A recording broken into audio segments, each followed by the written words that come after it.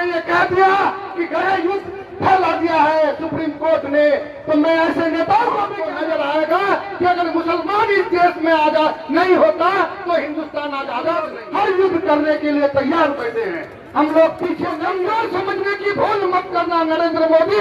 अमित शाह फहमी में हो कि मुसलमान कमजोर है, मुसलमान कभी कमजोर नहीं। वापस करवाने का काम करेंगे इंशाअल्लाह। मुझे पूरी आएगी सब अपना सर कटा करके हमारे आने वाले नस्लों को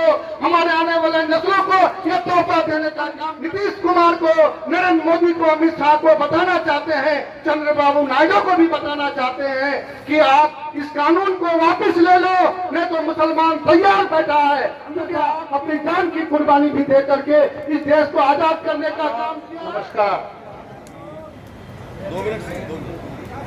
वक्फ प्रोटेक्शन मूवमेंट के बैनर तले इस एक रोजा एहतजाजी इजलास के सदर जनाब फैसल रहमानी साहब, पटना से चल के आए मनोज झा जी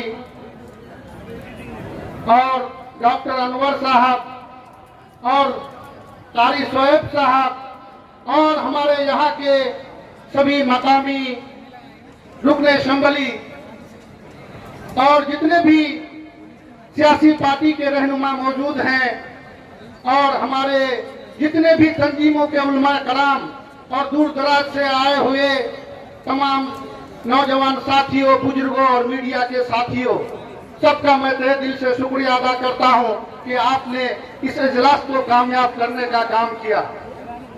आज ये फिर बता रही है कि हम लोग किस तरह से इस मोदी सरकार को और ये नीतीश कुमार की सरकार को उखाड़ फेंकने में कामयाब होंगे, क्योंकि ये फिर आज ये बता रही है कि आगे का लाही अमल हम लोग कैसे तय करेंगे, क्योंकि आप लोगों ने सारी बात आपके सामने आ चुकी है कि वक्त का मसला क्या है, वक्त क्या है, इस सरकार ने क्या कानून बनाया है।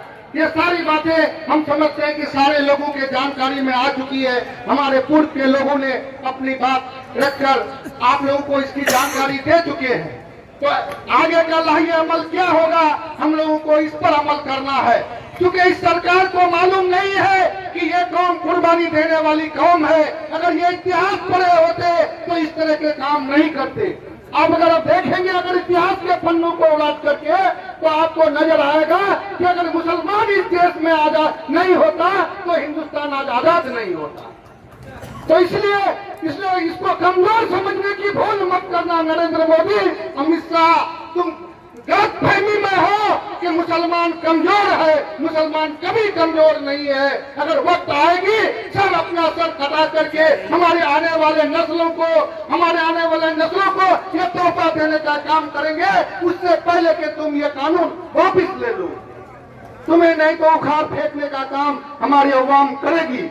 इसलिए हम नीतीश कुमार को, नरेंद्र मोदी को, अमित शाह को बताना चाहते हैं, चंद्रबाबू नायडू को भी बताना चाहते हैं कि आप इस कानून को वापस ले लो, नहीं तो मुसलमान तैयार बैठा है। क्योंकि आपके नेता ने ये कह दिया कि गृह युद्ध फैला दिया है सुप्रीम कोर्ट ने, तो मैं ऐसे नेताओं को भी कहना चाहता हूं कि हम लोग हर युद्ध करने के लिए तैयार बैठे हैं। हम लोग पीछे नहीं हैं, हम लोग हमेशा अपनी जान की कुर्बानी भी दे करके इस देश को आजाद करने का काम किया है। तो इस बिल को भी वापस करवाने का काम करेंगे इंशाअल्लाह। मुझे पूरी उम्मीद है कि आने वाले दिनों में हम लोगों का जो सुप्रीम कोर्ट में सुनवाई है वो भी कामयाब होगा, या फिर सरकार इस बिल को वापस लेगी। मैं इन्हीं, चूंकि वक्त की भी कमी है, इन्हीं बातों के साथ अपनी बात को खत्म करता हूँ। शुक्रिया।